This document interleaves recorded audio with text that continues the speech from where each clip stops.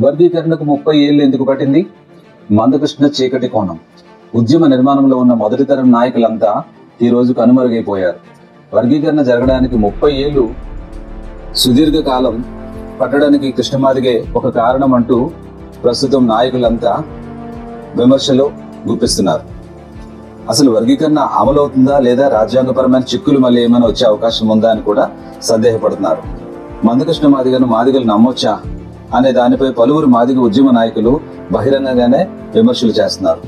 అన్ని రాజకీయ పార్టీలు ఏకగ్రీవంగా అంగీకరించినప్పటికీ, 2-3 కమిషన్లు వచ్చినప్పటికీ, సుప్రీంకోర్టు తీర్పు అనుకూలంగా వచ్చినప్పటికీ కృష్ణమాదిగ ఇచ్చే స్టేట్మెంట్స్ గందరగోళానికి గురి చేస్తున్నాయని, అసలు మాదిగలు బాధపడడం ఇష్టమా లేదా అనే దానిపై పలువురు మాదిగ నాయకులు తీవ్రమైన విమర్శలు గుప్పిస్తున్నారు.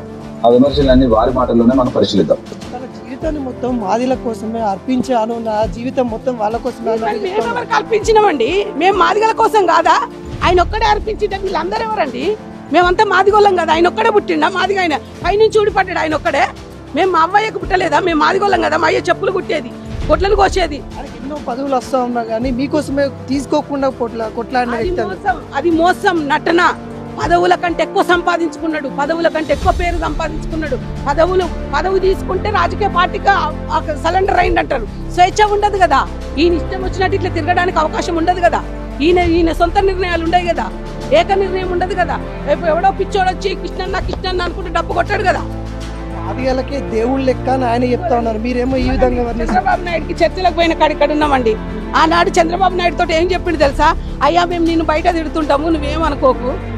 మేమైతే నిన్ను బయట తిడుతుంటాం, బయట మేము ఆ పోరాటం మేము చేస్తామన్నా, కానీ నువ్వు మాత్రం ఏమనుకోకు, మేము వీడికి వచ్చినామన్నా, రేపు సభ కలిసికి ఇవ్వండి అన్న. ఇది ఆయన మాట్లాడింది. ఇదే సాక్ష్యం. నేనే ఇక్కడ ఉన్న కృపాకర్ మాదిగ, నేను ఇక్కడ దేవయ్య మాదిగ, చచ్చిపోయిన మంద జగన్నాథ్ మాదిగ, మమ్మల్ని అందరినీ ఆయన ఎప్పుడు ఎమ్మెల్యేలు టికెట్లు తీసుకొని పోటీ చేయమన్నాడు. ఇక్కడ కనబడుతుంది, షూట్ చేయండి. మీ మీడియానే మేము చేతులెత్తి దండం పెడితే మీరు రెండో ప్రజాస్వామ్యం. మీ మీడియానే ఎండగట్టాలి. రాజకీయాలని మాదిగ జాతిని ఒక తాడుపుడు బొమ్మగా చేసేసిండు. మాదిగ అనే పదాన్ని రోడ్డు మీద ఒక వ్యభిచారం చేసి పెట్టించిండు. మరి ఇంత జరుగుతా అంటే మేరీ మాదిగ గారు ఈ రోజుకి బయటికి రావడం గల కారణం నేను చూడు ఈ జనాన్ని అందరినీ పోగు చేసిన కాడ ఇక్కడ మందకృష్ణ మేరీ మాదిగానే కూర్చున్న చూడు. ఆ రాత్రి అంతా తెల్లవారులు జనాలను పాటలతోటి మాటలతోటి ఉర్రు తల్లి చూడు. అసెంబ్లీ ముట్టని ఫస్ట్ ఇవన్నీ చూడు. నువ్వు నీ ప్రశ్నలు నీ ప్రతి ప్రశ్నకు నా దగ్గర సమాధానం ఉంది. ఇక్కడ కూర్చున్న అమ్మాయికి ఇక్కడ బ్రా కనపడుతుందండి. అసెంబ్లీలో సాగు దెబ్బలు తిన్నామండి. మమ్మల్ని ఒడిగ శోభ, ఈమె ఇప్పుడు బీజేపీలో ఉన్నది, మాజీ ఎమ్మెల్యే. ఈమెను నక్సలైట్ పార్టీ నుంచి తీసుకొచ్చి నా తర్వాత లీడర్ని చేసిన. ఈ 5 ఆడపిల్లలము వర్గీకరణ బిల్లు 98లో తెస్తే ఇది మేము తెచ్చిన బిల్లు అని చెప్పుకొని తిరుగుతున్నాడు ఆయన. ఫస్ట్ ఆట్రిక్స్ కొట్టిండు 100 అని రాస్తున్నారు సోషల్ మీడియాలో. ఫస్ట్ దంట ఎస్సీల వర్గీకరణ ఆయన సాధించిండట. మీరే చెప్పండి, కళ్ళున్న మీరే చెప్పండి. ఏకగ్రీవ తీర్మానం అయింది. ఆ రోజే అసెంబ్లీలో ఏకగ్రీవ తీర్మానం అయింది. అది 2000 సంవత్సరంలో ఇంప్లిమెంటేషన్ అయ్యింది. అర్థమైందా? ఇక్కడ చూడు మమ్మల్ని ఇట్లా కొడుతున్నారు. ఇది మా వల్ల అయిందా ఆయన వల్ల అయిందా? ఒక్కసారి మీరు చెప్పండి. కళ్ళున్న మానవతావాదులారా, చెవులున్న మనసులారా, ఇవన్నీ చూడండి. ఇక్కడ చూడు, ఇది నన్నే గుంజుకపోయేది. ఏకగ్రీవ తీర్మానం అయింది. ఇదంతా జరిగింది ఎవరి కోసం చేసినామండి? మేము కూడా మొన్న షమీమ్ అఖ్తర్కు రిపోర్ట్ ఇచ్చినామండి. ఇది మా మీద కేసులు అయినాయండి. 18 క్రిమినల్ కేసులు అయినాయి. ఎవరి కోసం పోయినా నేను జైలుకి ఎందుకు పెట్టిండు? నా మీద 18 క్రిమినల్ శిక్షలు. సీతారాం కొత్తగూడెంలో ఎందుకు, జూలూరుపాడు మాదిగల మీద ఎందుకు కేసులు అయినాయి? ఎందుకు మేము వరంగల్ సెంట్రల్ జైలు ఉన్నాం? నువ్వెందుకు లేవు? నువ్వు జైలుకి వెళితేనేమో పెద్ద పెద్ద బొబ్బ, మేము జైలుకి వెళితేనేమో లోకానికి తెలియదా? మేము చచ్చిపోతేనేమో దిక్కు లేదు. నీకేమన్నా అయితే దిక్కులు. నీకెందుకు ఒక్కరోజు దెబ్బ తగలదు? నీకెందుకు ఒక్కరోజు నువ్వు జైలు ఉండకూడదు? ఆవేదన మాకు అర్థమవుతా ఉంది. ఇప్పుడు ఈ కేసులన్నిటికీ మాకు తిరిగి నువ్వు రుణం చెల్లించాలి. నీ ఒక్కని వల్లనే వచ్చిందన్నావు కదా, మాకు ఇది తిరిగి కట్టించాలి. నీ ఒక్కని వల్లనే వచ్చిందని ఊరేగుతున్నావు కదా, ప్రతి ఒక్కరి పేర్లు రాయాలి. ఎంఆర్పిఎస్ ఉద్యమం ఈదుముడి కాంచి మొదలుకుంటే ఎంఆర్పిఎస్ ఉద్యమం ఎట్లా ప్రారంభమైంది, ఎట్లా మొదలైంది, ఎట్లా ముగిసింది, ఎంతమంది చచ్చిపోయారు, ఎంతమంది జైళ్ళకి వెళ్ళిండ్రు అని చెప్పి నువ్వు మాట్లాడాలి. అర్థమైందా? నేను అడిగే క్వశ్చన్ ఒకటి, మేరీ మాదిగ గారు ఇప్పుడు ఎందుకు ఇంత ఆవేశపడతా ఉన్నారు? కథ చాలా రోజులు అవుతా ఉంది ఇవన్నీ రాబట్టి కూడా ఎస్సీ వర్గీకరణ గురించి.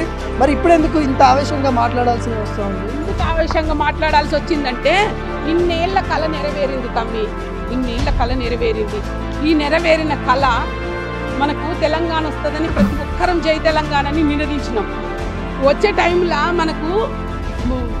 టైంలో మనకి అమరులు చచ్చిపోతుంటే కేసీఆర్ దీక్ష విరమిస్తుంటే మనం ఎంత గగ్గోలు పెట్టినాము. మూలకున్న ముసలమ్మ కాంచి లేచి వచ్చి వారికి తెలంగాణ జరగాలని లొల్లి చేసినట్టు ఈరోజు ఏబిసిడిని అడ్డుకుంటా అని మందకృష్ణ మాదిగ గారు ఏ ఎత్తి చూపు లేచినా, రేవంత్ రెడ్డి చేసిన ఈ ఎస్సీ వర్గీకరణ, షమీమ్ అఖ్తర్ ఇచ్చిన రిపోర్టు, మా దామన్న, మా మంత్రులు, మా ఎమ్మెల్యేలు చేసిన ఈ వర్గీకరణ దాన్ని చెడగొడతా అని నువ్వు మాలలను కలిపి ఏమైనా కేసులు వేపించి మళ్ళా ఇంకా దీన్ని కొనసాగి ఇంకా 10-20 ఏళ్ళు నువ్వు చచ్చేదాకా ఈ పబ్బం గడుపుకుంటా అని అంటే కుదరదు. ఇంకా 4-5 రోజులు ఉన్నాయి. నీకేమేం కావాలో చెప్పుకో, నీకేమేం తప్పులున్నాయో చెప్పుకో, కానీ వర్గీకరణ జరగాల్సిందే. ఏబిసి అనేది వచ్చింది న్యాయంగానే ఉంది. దాన్ని ఉన్నట్టు ఉండనిద్దాము, లేనిది మళ్ళీ మనం తెచ్చుకుందాము కొట్లాడి. అందుకోసం నువ్వు గతంలో పోగొట్టినప్పుడే మేము మా అన్న ఉన్నాడు కదా, మా నాయకుడు ఉన్నాడు కదా, ఉద్యమ నాయకత్వం ఉంది కదా, బతికిస్తుంది కదా అనుకున్నాం మేము ఆడపిల్లలం. కానీ ఆనాడు నువ్వు దాన్ని పోగొట్టినావు. నువ్వు సైడ్ ట్రాక్ అయినావు. గుండె జబ్బులని, వికలాంగులని, వితంతు పింఛన్లని నువ్వు తిరుగుతుంటే మాలలు, ఆంధ్ర మాలలు మేల్కొని దాన్ని సుప్రీంకోర్టులో ఈవి చెన్నై కొట్టేపించినాక మళ్ళీ పోరాటం మొదలుపెట్టింది. అంటే నీకు ఎప్పుడు కొట్టుడు పోవాలి, ఎప్పుడు దీన్ని నిరంతరం రగులుతున్న ఎజెండాగానే ఉండాలి. ఫైనల్గా మందకృష్ణ మాదిగ గారికి ఏం చెప్పదలుచుకుంటారు? మందకృష్ణ మాదిగ గారికి మేము చెప్పేది ఏంటంటే, అయ్యా నీకు నమస్కరించి చెప్పేది ఏంటంటే, నువ్వు సీఎం తోటి మాట్లాడతావో, పిఎంలతోటి మాట్లాడతావో, నువ్వు మంత్రులతోటి మాట్లాడతావో, ఎమ్మెల్యేలతోటి మాట్లాడతావో, ఎవరితోటి మాట్లాడతావో మాకు తెలియదు. మంచికో చెడుకో ఒక జడ్జిమెంట్ వచ్చింది. ఆ వచ్చిన దాన్ని స్వాగతిద్దాం. ఒకవేళ నీకేమైనా తప్పులు ఒప్పులు ఉంటే దాన్ని సరిచేపించి ఈ సమస్యను ఇంతటితోటి ఆపేయి. ఈ వర్గీకరణ ఉద్యమాన్ని ఇంతటితోటి ఆపేసి నువ్వు అంతిమంగా మన ఓట్లు, మన రాజ్యం, మన సంపద, మనం సర్వస్వం దోపిడికి గురవుతుంది. మన ప్రైవేటైజేషన్, లిబరలైజేషన్, గ్లోబలైజేషన్లో మాదిగలకు అవకాశమే లేకుండా పోతుంది. మన పిల్లలు విదేశాలకు వెళ్ళాలి, మన పిల్లలు బాగుపడాలి, కలెక్టర్లు కావాలి. మనం కొట్లాడిందంటే మన పిల్లల భవిష్యత్తు కోసం. ఈ వర్గీకరణ వల్ల కేవలం 10-15% లాభం జరుగుతుంది. మనకి ఎస్సీ ఎస్టీ సప్లాన్ ఉంది, దాంట్లో ఉన్న నిధులను మనం తీసుకుందాం. ప్రభుత్వంలో ఇంకా రావాల్సింది ఏందో రాబట్టుకుందాం. 5% ఉన్నోళ్ళు ఈ రాజ్యాన్ని ఏలుతుంది, 2-3% ఉన్నోళ్ళు. మనం 85-90% ఉన్నోళ్ళం ఇంకా మనం వాళ్ళకి బానిసల కిందనే బతుకుతున్నాం. అందుకని మాకు విముక్తి జరగాలి. ఆ విముక్తి పోరాటం చెయ్యి. మళ్ళీ మేము నీకు జంట పట్టుకొని మేము ఇస్తాం. ఎందుకంటే మళ్ళీ రాజ్యాధికార పోరాటం నువ్వే మా నాయకుడని మొక్కుతాం. కానీ దీన్ని మళ్ళా కొనసాగింపుగా చేసి మళ్ళొక తరాన్ని మళ్ళీ వెనక్కి తీసుకుపోతా అంటే మాత్రం మేము ఒప్పుకోము. మేము ప్రభుత్వము మాకు చేయాల్సిన పనులు మా అమరుల కుటుంబాలను ఆత్మలు శాంతిచ్చింది, గర్భశోకాలను సంతృప్తి పరిచింది.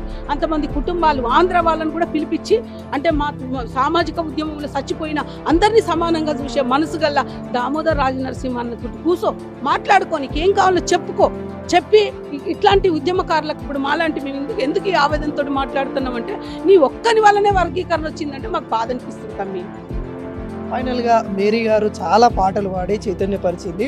మా కోసము ఒక పాట పాడతారని అనుకుంటున్నాను. తప్పకుండా.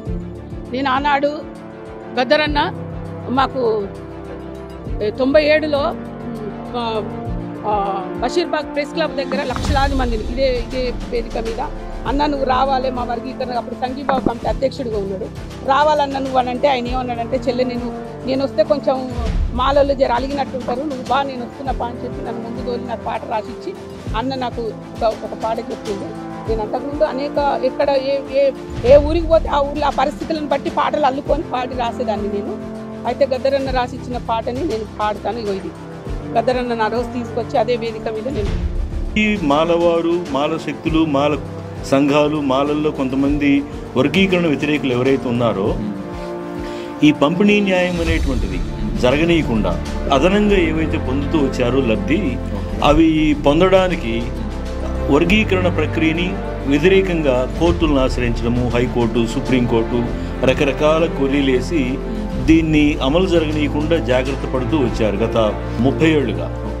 ఇప్పుడు మళ్ళీ కొత్త ఎత్తుగడ వేసి మమ్మల్ని సబ్ గ్రూపింగ్ చేయండి, సిలో మమ్మల్ని పెట్టండి, మాల కులాలలో ఉన్నటువంటి చిన్న చిన్న కులాలని మాలల్ని సపరేట్ గ్రూప్లో పెట్టండి అనేటువంటి పాట ఎత్తుకొని ఇప్పుడు అసలే ముడిపడనేయకుండా మళ్ళీ లీగల్ రాజ్యాంగపరమైన చిక్కులు తెచ్చేటువంటి పద్ధతుల్లో ముందుకొస్తే విచిత్రమైన పరిస్థితి ఏంటంటే ఈ అంశంలో కృష్ణ వాళ్ళని లీడ్ చేస్తూ ఉన్నాడు, మందకృష్ణ వాళ్ళని లీడ్ చేస్తున్నాడు. అది సరైంది కాదు. మాకేమనిపిస్తుందంటే నువ్వు వాళ్ళకి రిప్రజెంట్ చేస్తున్నావు అంటే అసలు నీకే ఇష్టం లేదా మందకృష్ణ వర్గీకరణ అని మాకు డౌట్ వస్తూ ఉన్నది. మాల అనుబంధ కులాలకు ఏమైనా సమస్య ఉంటే మాలలు చేస్తారు, మాలల్లో ప్రగతిశీలుడు, లేదా మాల అనుబంధ కులాలు ఎవరైతే ప్రాబ్లం ఉందో వాళ్ళు రిప్రజెంట్ చేస్తారు. నీకేం పని అంటే నీకు ఇష్టం లేదని ఇక్కడ దీన్ని బట్టి మాకు అర్థమవుతుంది. ఇప్పుడు గ్రూప్ ఏ బి ఏవైతే ఉన్నాయో జస్టిస్ షమీమ్ అఖ్తర్ కమిషన్ సిఫార్సులు ప్రస్తుతం ఇచ్చిన సిఫార్సులు చట్టరూపం దాలిస్తే మాదిగలకి మాదిగ అనుబంధ కులాలకి సంపూర్ణ న్యాయం జరుగుతుందని మాదిగలంతా కూడా అభిప్రాయపడుతున్నారు. నువ్వు కూడా అభిప్రాయపడుతున్నావు. కానీ నువ్వు రిపోర్ట్ ఇచ్చిన దాకా మెదలకుండా ఉండి ఆ రిపోర్ట్ ఇచ్చిన తర్వాత క్యాబినెట్ ఆమోదించాక క్యాబినెట్ నుంచి మళ్ళీ అసెంబ్లీ ఆమోదించాక నువ్వు ఇప్పుడు సవరణలు ప్రతిపాదిస్తున్నావు అంటే దాని అర్థం ఏంటి? అసలు రిపోర్టే తప్పులు తడకని నువ్వు చెప్పదలుచుకున్నావా? రిపోర్టే తప్పులు తడకని నువ్వు చెప్పదలుచుకున్నావా? ఎందుకంటే రేపు వర్గీకరణ వ్యతిరేకులు కాచుకోనున్నారు. జస్టిస్ షమీమ్ అఖ్తరు కరెక్ట్గా చేశాడు. ఆయన కరెక్ట్గా సిఫార్సులు చేసినా వాళ్ళు ఏదో ఒక లీగల్ కాన్స్టిట్యూషనల్ సాకులు వెతికి మళ్ళీ దాన్ని లీగల్ వ్యాజ్యంగా రాజ్యాంగపరమైన వ్యాజ్యంగా కోర్టుల వ్యాజ్యంగా మార్చి దీన్ని ఛాలెంజ్ చేసి అమలు జరగనీయకుండా చేయాలనేటువంటి కుట్రలు వాళ్ళు ఎట్లా పనుతూ ఉన్నారు. నువ్వు ఇప్పుడు మళ్ళీ ఒకసారి సబ్మిట్ చేసి ప్రభుత్వానికి షమీమ్ అఖ్తర్ గారు కమిషన్ సిఫార్సులను నివేదికను ఒకసారి సబ్మిట్ చేశాక ఆ చేసిన దాన్ని రాష్ట్ర క్యాబినెట్ ఆమోదించాక రాష్ట్ర క్యాబినెటే కాకుండా రాష్ట్ర అసెంబ్లీయే మొత్తం అసెంబ్లీ ప్రతిపక్షాలు అందరూ కూడా ఇది బాగుంది దీని ప్రకారం చేద్దామని చెప్పి చట్టం చేద్దామని చెప్పి నిర్ణయం తీసుకున్నాక నువ్వు వాళ్ళ ట్రాప్లో పడి వాళ్ళ పక్షాన వాళ్ళకేదో న్యాయం జరగాలని చెప్పి కొత్తగా మళ్ళీ దీనికి అమెండ్మెంటు సవరణలు ప్రతిపాదిస్తున్నామంటే ఆలస్యం చేయడంలో వర్గీకరణ చట్టం కాకుండా ఆలస్యం కావడానికి నువ్వు కూడా ఉపకరిస్తున్నావా? ఈ రిజర్వేషన్ వర్గీకరణ అనేది పిచ్చోడి చేతిలో రాయిలాగా తయారై నీకు పిచ్చోడు ఎవరాయి అంటే మన మందకృష్ణ కోతి తనకు గులగుల వెళ్తే కోక్కుంటే పెద్ద కుండ అయినట్టు రణం అయిపోయింది. అట్లా ఈరోజు మందకృష్ణ మాదిగ నాయకత్వంలో ఉన్నారు. మన బతుకులు ఎట్లా తయారైనట్టే ఈయనకుండా పిచ్చి తీసి కోక్కుంటే మొత్తం రణం అయిపోయి వర్గీకరణ కాకుండా తయారు చేసింది. ఈరోజు దీనికి ఒక కథలు చెప్తున్నాయి. కమ్యూనల్ అవార్డును మనం కోరుకోవడం జరిగింది, నిరసన జరుగుతున్నాయి. పునా ఒడంబడికలో కమ్యూనల్ అవార్డుని పక్కన పడేసి ఆ రిజర్వేషన్స్ పెట్టుకున్నారు అని చెప్పేసి ఆ రిజర్వేషన్స్ ఇప్పుడు దాకా అమలవుతున్నాయి. వాటిని మనం వర్గీకరణ అడిగింది. బాధపడి కమ్యూనల్ అవార్డు పోయిందని చెప్పేసి ఇప్పుడు గుండెలు బాధపోతున్నాడు. ఎవరో మన ఆ సోకాల్డ్ అంబేద్కర్ ఎవరు బాధపోతారో ఏం మాట్లాడుతుంది. ఇంకో తెలంగాణ విషయం మాట్లాడుతుంది. తెలంగాణ రాష్ట్రం అప్పుడు రాష్ట్ర ప్రజలందరూ కూడా సంతోషంగా ఉండాలని కోరుకుంటే 7 మండలాలను పక్కకు వదిలిపెట్టిండ్రు. పోలవరం 30 గ్రామాలను వదిలిపెట్టేసిండ్రు. వాళ్ళు ఇప్పుడు లబో దిబో అని ఏడుస్తున్నారు.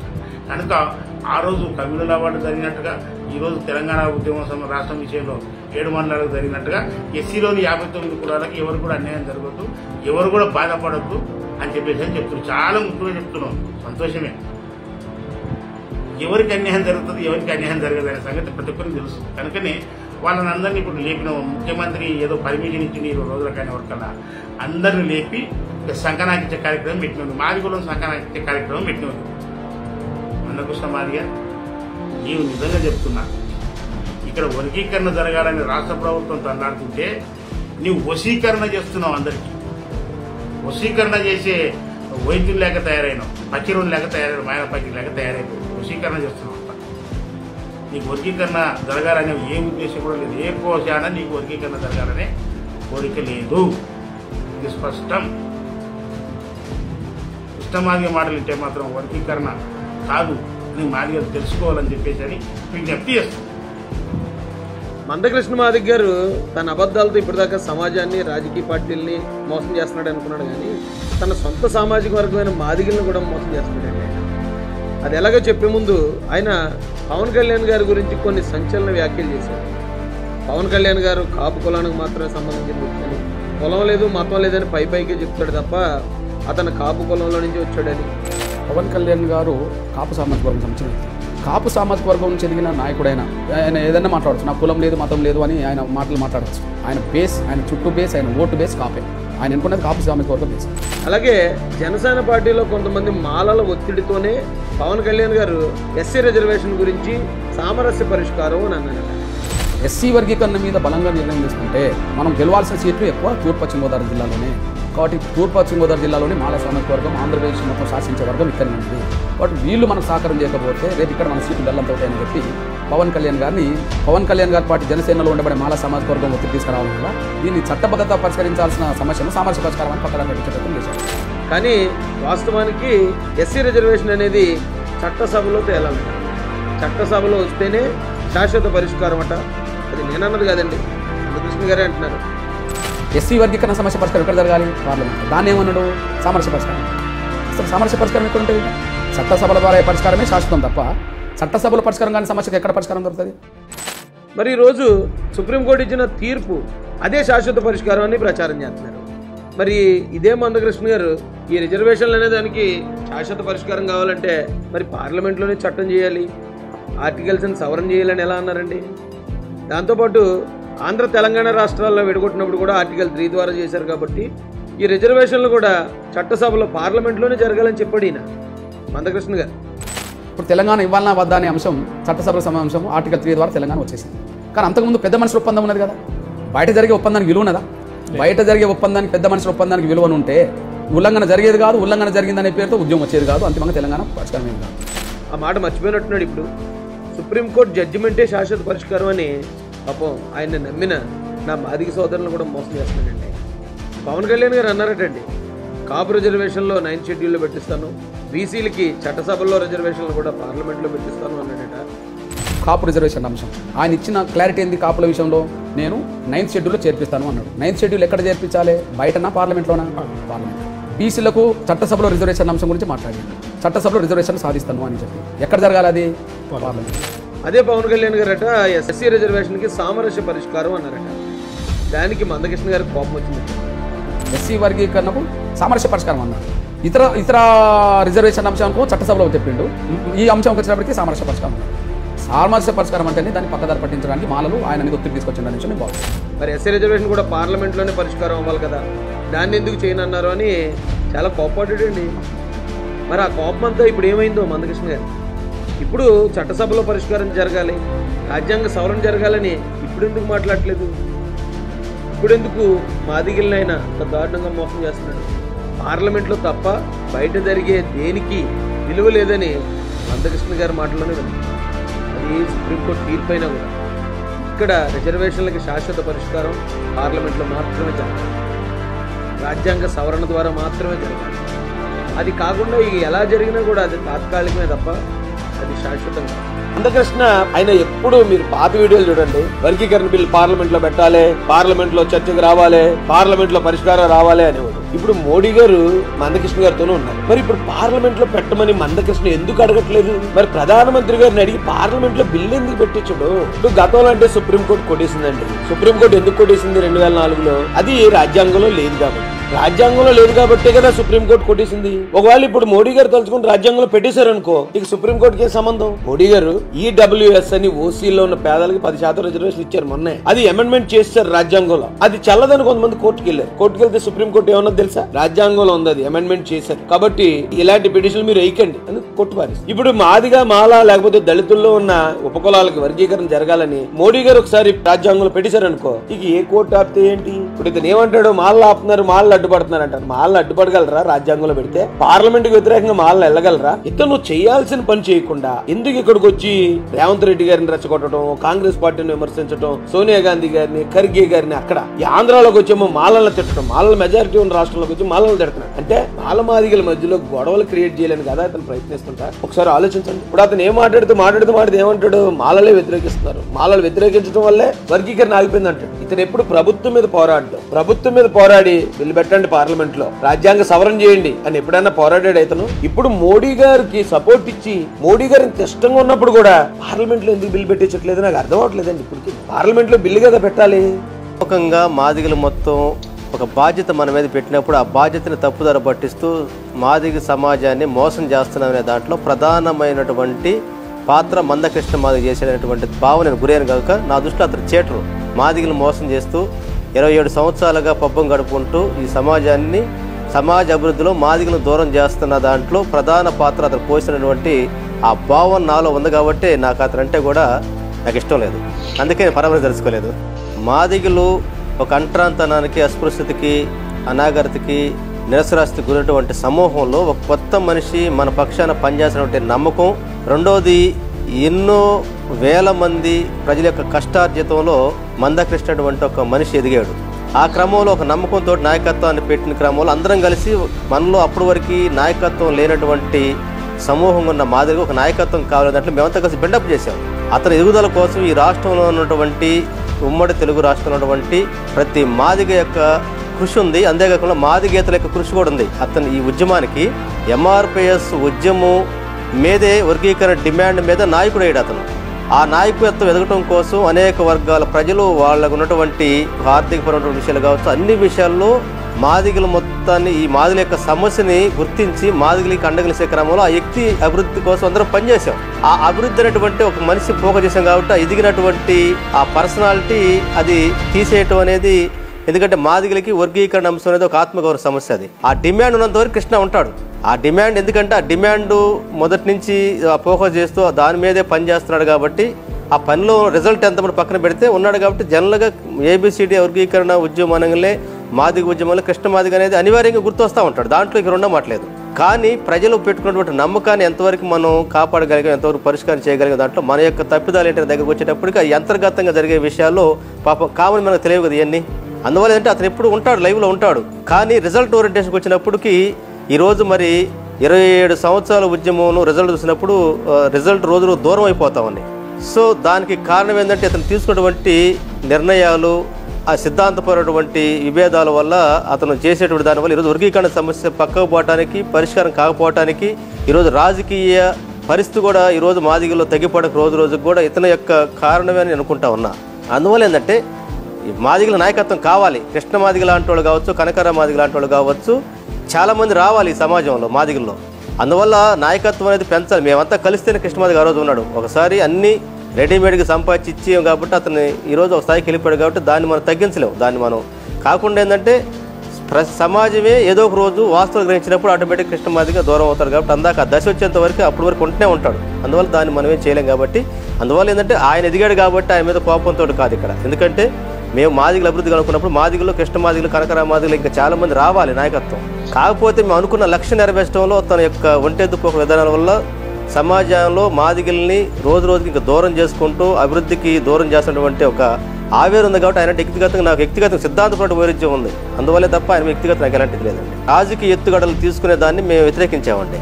అతను తీసుకున్నటువంటి రాజకీయ నిర్ణయాలు అయితే ఉన్నాయో ఆ రాజకీయ నిర్ణయాలు రాజకీయ ఉద్యమ పంద ముందుకెళ్ళేటప్పుడు రాజకీయ నిర్ణయాలు తప్పు కూడా కాదు. ఎప్పుడది జాతికి ప్రయోజనం వస్తున్నప్పుడు, జాతికి ప్రయోజనం తగ్గిపోతూ తను పర్సనల్ ఇంట్రెస్ట్ కోసం జాతిని ఉపయోగించుకొని నిర్ణయం తీసుకున్న దగ్గర వ్యతిరేకించాం.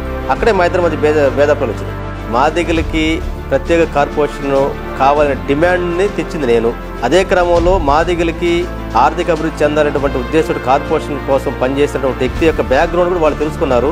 గత నేపథ్యాన్ని మాదిగ ఉద్యమంలో 94 నుంచి పనిచేసినటువంటి పరిస్థితి, తర్వాత మన యొక్క వ్యక్తిత్వం కావచ్చు, వారికి ఉన్నటువంటి ఇన్ఫర్మేషన్ కావచ్చు, వాళ్ళకు ఉన్నటువంటి సమాచారం కావచ్చు, ఏదన్నా కానీ ఈ కార్పొరేషన్ కోసం పనిచేస్తున్నందుకు అతనికే ఈ చైర్మన్ పదవి ఇస్తే బాగుండేమో అనేటువంటి అభిప్రాయం వాళ్ళు ఉండొచ్చు. అది సోదరులారా, మిమ్మల్ని మందకృష్ణ అనే వ్యక్తి 30 సంవత్సరాలు మోసం చేశారు. మిమ్మల్ని ఒకళ్ళే కాదు, మాలలను కూడా. ఈ మాల మాదిగలు, ఎస్సీలు అనబడే ఈ జాతి ఏదైతే ఉందో ఈ జాతిని 30 సంవత్సరాల పాటు నిర్వీర్యం చేసిన దళిత ద్రోహి ఈ మందకృష్ణ. ఎందుకు చెప్తున్నారు, ఎలా చెప్పగలుగుతున్నారు రాజేష్ అని అడగొచ్చు.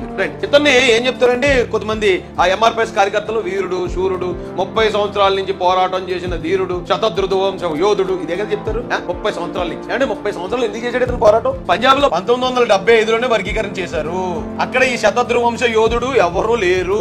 ఎవరో లేకుండానే అక్కడ వర్గీకరణ అయిపోయింది. ఎక్కడ? పంజాబ్. తర్వాత 2009 అనుకుంటా, మరి 9 డేట్ కరెక్ట్ గుర్తులేదు కానీ ఇక్కడ కూడా వర్గీకరణ జరిగింది. తమిళనాడు, పంజాబ్ లో తమిళనాడులో ఆల్రెడీ వర్గీకరణ చేసేసి అక్కడ గవర్నమెంట్ లే. అక్కడ ఈ శతద్రు వంశ యోధుడు లేడు. కానీ ఎవరో లేకపోయినా అక్కడ ఎందుకు వర్గీకరణ జరిగింది? మనోడు 30 సంవత్సరాల నుంచి వండుతున్నా ఈ అన్నం ఇంకా ఎందుకు ఉడకలేదు? ఆలోచించండి ఒకసారి. డింగ్ మన మీకు జ్ఞాన బలు పెరిగే. పైగా ఈ 2 చోట్ల కూడా వర్గీకరణ ఎలా జరిగింది తెలుసా? 15% ఇచ్చింది రాజ్యాంగం. కానీ పంజాబ్ లో ఎంత ఉందో తెలుసండి? అంటే ఇంకో 10% పెంచారు. పంజాబ్ లో 25% నడుస్తుంది. అక్కడ మందకృష్ణ మాదిగ లేడు, కానీ అక్కడ ఇంకో 10% పెంచి వర్గీకరణ చేసి ఎవరి అవకాశాలు వాళ్ళు కల్పించారు. ఇక తమిళనాడు విషయంకి వచ్చేటప్పటికి ఆల్రెడీ 15% కి 3% ఓన్లీ మాదిగలకి ఇచ్చారు. ఇది అక్కడ అరుంధతి అని, అక్కడ మాదిగలు వెనకబడి ఉన్నారని ఈ 15% మొత్తం అందరూ ఎస్సీలు వాడుకోగా ఎక్స్ట్రాగా ఇంకో 3% మాదిగలకి ఇచ్చారు. అక్కడ 30 సంవత్సరాల పోరాటం, 30 years ఇండస్ట్రీ లేదు. మరి ఎందుకు జరిగాయి అంటారు? ఈ వర్గీకరించడమే కాకుండా ఇక్కడ 10% పెంచారు, ఇక్కడ 3% పెంచారు. ఇక్కడ 18% నడుతుంది తమిళనాడులో, ఇక్కడేమో 25% నడుతుంది ఎక్కడ? పంజాబ్ లో. మరి మా నోడు 30 సంవత్సరాల నుంచి నేను కుమ్మెత్తున్నాను, పొడిచెత్తున్నాను, పీకెత్తున్నాను, నేను ఆ పార్టీ కోట్లేండి, మీరు అందరూ టీడీపీకి ఏంటి అంటాడు, మళ్ళీ ఇంకోసారి కాంగ్రెస్ కి ఏంటి అంటాడు, ఇంకోసారి బీజేపీకి ఏంటి అంటాడు, ఇంకోసారి ఇంకొకరికి ఏంటి అంటాడు. ఇంత చేస్తున్నాడు కానీ ఇతను ఎందుకు సాధించలేకపోయాడండి మందకృష్ణ? ఆలోచించండి ఒకసారి. కొంచెం బుర్ర వాడితే అర్థమైపోతుంది. కానీ కులాల మత్తులో, కులాల కుళ్ళుతో మన బుర్రలు నిండిపోయి కదా. ఎవడన్నా నిజం చెప్పిన వినో మనం, ఆడు మన కులవాడు కాదు కదా, అచ్చాడు అమ్మో ఆడు మాట మనం వినకూడదు, అంత దైత్యంలో ఉంటాం మనం. మందకృష్ణ 30 సంవత్సరాలు ఏం చేస్తూ అతనిది ఇప్పుడు ఇంకా ఎందుకు సక్సెస్ అవ్వలేదు చెప్పనండి. ఈ 2 చోట్ల కూడా 15% అలాగే ఉంచి ఇచ్చారు. కానీ ఇక్కడ మందకృష్ణకి కావాల్సింది పెంచటంగా, మాలలకు తగ్గించాలంటే. అంటే రాజ్యాంగం ఇచ్చిన 15% తగ్గించమన్నాడు ఇతను. వీళ్ళేమో 15% పెంచారు కాబట్టి ఏకముక్కల చిటుకులు చేసి పారేశారు రాష్ట్ర ప్రభుత్వం. ఏమంటే ఇక్కడ 15లో పెంచమని ఇప్పటికి 30 సంవత్సరాల నుంచి పెంచమన్న మాట ఇతను నోటం రాలే. ఏ కారణం ఏంటి? మాట్లాడితే పంజాబ్ అంటున్నావు, మాట్లాడితే తమిళనాడు అంటున్నావు. పంజాబ్ లో పెంచారు, తమిళనాడులో పెంచారు, ఇక్కడ పెంచమని అడ్డా నీ నోరు ఎందుకు పెగలేదు? ఎందుకు పెగలేదంటే పెంచమని అడిగి ఈజీగా అయిపోతుంది, వర్గీకరణ జరిగిపోతుంది. ఇతనికి జరగకూడదు. జరగకుండా రాజ్యాంగంలో కానీ వ్యతిరేకమైంది అడిగితే అది జరగదు. జరగనంతసేపు మాలోని దోషులుగా చూపించవచ్చు, మాల మాదిగల్ని కలవనివ్వకుండా చేయొచ్చు, మాదిగల్ని ప్రతి ఎలక్షన్ కో పార్టీగా ఆయన కేవలం వర్గీకరణ అనేది ఆయన నినాదం కాదు. మాదిగల్ని గంప కొత్తగా ప్రతి ఎలక్షన్ కి వాళ్ళు అమ్ముకోవాలని ప్రయత్నం తప్ప. నిజానికి ఇప్పుడు 2014లో మోడీ గారు నేను గెలిచిన 100 రోజుల్లో వర్గీకరణ చేస్తాను, ఆయన చేయలేదు. పోనీ ఆయన బిజీగా ఉన్నాడు. ఆయన మందకృష్ణ గారు అడిగాడా ఈ రోజన్నా? ఏమంటే 100 రోజులు మీరు చేస్తానని ఎందుకు చేయలేదని అడిగాడా? అడగడం. ఎందుకంటే చేసేస్తే తర్వాత నుంచి ఈయనకు ఉద్యోగం ఉండదు, ఇంకా ఈయన పని ఉండదు ఇంకా చేసేస్తే. కాబట్టి చేయకూడదు, చేస్తానని చెప్పాలి కానీ చేయకూడదు. అలా మెయింటైన్ చేసుకొస్తాడు. ఇప్పుడు కూడా మోడీ గారు చేతిలో ఉన్నారు. పార్లమెంట్ లో బిల్లు పెడితే కేల్కత్తం దుకాణం బంద్, కానీ పెట్టినవాడు ఈయన.